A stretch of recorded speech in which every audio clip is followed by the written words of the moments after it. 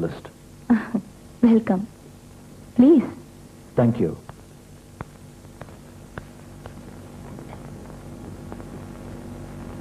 என்ன இன்டர்வியூ எடுக்கிறதுக்கு வந்தீங்களா? இன்டர்வியூ எடுக்கிற அளவுக்கு நான் ஒரு சினிமா ஸ்டாரோ மந்திரியோ இல்லையே. ஆல் இந்தியா ஃபிகரும் இல்லையே. ஆல் இந்தியா ஃபிகரை விட ஒரு படி மேல நீங்க ஒரு எஸ்சி பிஐபி ஆச்சு. எஸ்சி பிஐபியா? ஸ்டேட் முதல் சென்ட்ரல் வரைக்கும் தெரிஞ்ச ஃபிகர். இப்போ நான் இங்க வந்ததோட நோக்கம், நீங்க நடத்துற விபச்சார விடுதியில இருக்கிற பொண்ணுங்களை இன்டர்வியூ எடுக்கிறதுக்கு உங்க அனுமதி வேணும்னு கேட்க. புரியலையே. சமூகத்துல விபச்சாரிங்க மேல உள்ள களங்கத்தை துடைக்கணும். அவங்களோட கடந்த கால வாழ்க்கையை பத்தின உண்மையான சம்பவங்களை ஜனங்க படிக்கிற மாதிரி செய்யணும். அப்பதான் அதை படிக்கிற மக்களுக்கு அவங்க எல்லார் மேலையும் பாசம் வரும், பரிவும் வரும். எங்க வாழ்க்கையை நாசமாக்குன அந்த அயோக்கியங்களை மிஸ்டர் எக்ஸ்ன்னு ஒய்ன்னு பேர் வச்சு எங்க போட்டோவோட கண்ணும் காதும் வச்சு எழுதி உங்க பத்திரிக்கையில நியூஸ் வெளியிடுவீங்க. விபச்சாரிங்க கதைனாலே லட்சக்கணக்கான மக்கள் அதை ரசிச்சு படிப்பாங்க. உங்களுக்கும் பணம் கிடைக்கும். அந்த கதைகளை சில பேர் சினிமாவா எடுத்து கோடிக்கணக்கில் பணம் சம்பாதிப்பாங்க. உங்களோட கோபம் எனக்கு புரியுது. ஆனா நான் எழுத போற கட்டுரை மூலமா நிச்சயமா ஸ்டேட் கவர்மெண்ட் நல்லதொரு நடவடிக்கை எடுப்பாங்கன்னு நான் நம்புறேன். ஸ்டேட்ல இருந்து சென்ட்ரல் வரைக்கும் இருக்கிற பெரிய மனுஷங்க எங்க மாதிரி பொண்ணுங்களை அனுபவிக்கிறதுக்காக தேர்தல் வாக்குறுதியோட பெரிய வாக்குறுதி எல்லாம் தந்திருக்காங்க. அந்த வாக்குறுதிக்கெல்லாம் சாட்சி இந்த பொண்ணுங்களோட உடம்புதான். திடீர்னு நீங்க இவங்களுக்கு அனுதாபம் காட்டுவீங்க. புது வாழ்க்கை அமைச்சு தர போறோம், அதுக்காக தான் பேட்டி எடுக்கிறோம், அப்படி இப்படின்னு கதை விடுவீங்க. உங்களுக்கு இதெல்லாம் ஒரு பொழுதுபோக்கா போயிடுச்சு. உங்ககிட்ட ஏமாறதுக்கு நாங்க முட்டாளுங்கல்ல. பாவப்பட்ட பொண்ணுங்களை பேட்டி எடுக்கிறதுக்கு நான் ஒரு காலம் சம்மதிக்க மாட்டேன். நீங்க போலாம்.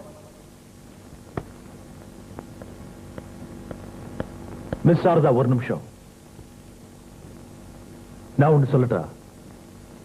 உங்க மகளையோ தங்கச்சியோ எப்பவாவது விபச்சார விடுதலை நீங்க பாத்தீங்கன்னா என்ன பாடுபடும் உங்க மனசு?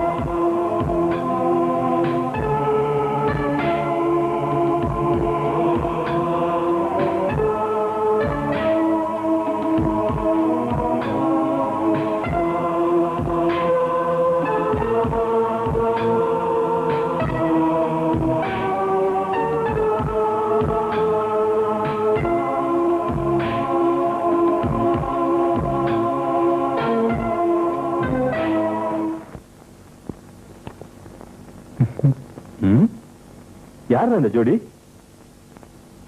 கேக்குறேன்ல. ஜோடிதான், ஆனா ஜோடி இல்ல. ஓஹோ, அப்ப டிராஜடி தான். இந்த மாதிரி உள்ளவங்களை பத்தி நீ அடுத்த ஆர்டிக்கல் எழுதல என்ன? இல்ல, இந்த பொண்ணு காலேஜ்ல எனக்கு ஜூனியர். இப்போ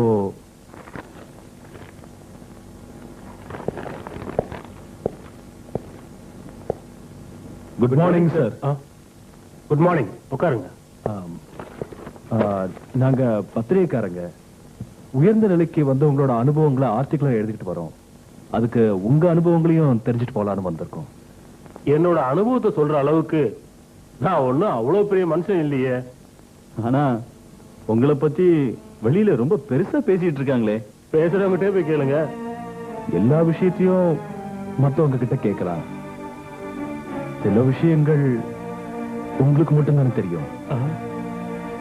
உங்க முன்னேற்றத்துக்கு காரணம் சுமதிங்கிற பொண்ணுன்னு சொல்றாங்க. யார் அவ? அவ இப்ப விபச்சாரியா இருக்கிறாங்கிற விஷயம் உங்களுக்கு தெரியுமா? அவ என் படத்துல நடிச்சது மட்டும்தான் எனக்கு தெரியும். அதுக்கு நான் அவளுக்கு பணம் கொடுத்துட்டல. எதுக்கு? அவளோட அழகு பயன்படுத்தி சம்பாதிச்சு அது கொடுத்தியா?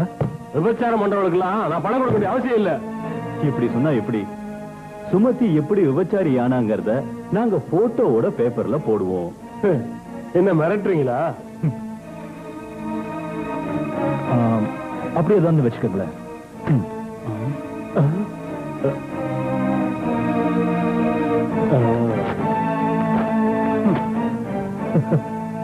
நீங்க அதை கிழிச்சு போடுறதுனால எந்த ஒரு பிரயோஜனமும் இல்ல. அதோட ரீகாப்பி நெகட்டிவ்ஸ் எங்க கையில இருக்குது. சுமதி நிலைமையை பத்தி கேக்குறப்ப என் மனசுக்கு கஷ்டமா இருக்கு. இப்ப நான் என்ன செய்யணும்னு சொல்லுங்க.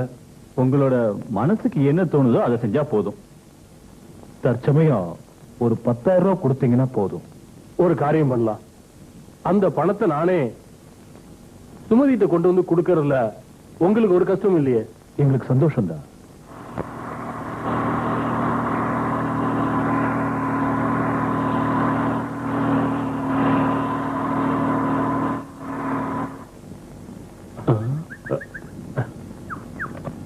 கார்ல ஏதோ ட்ரபிள் போல இருக்கு.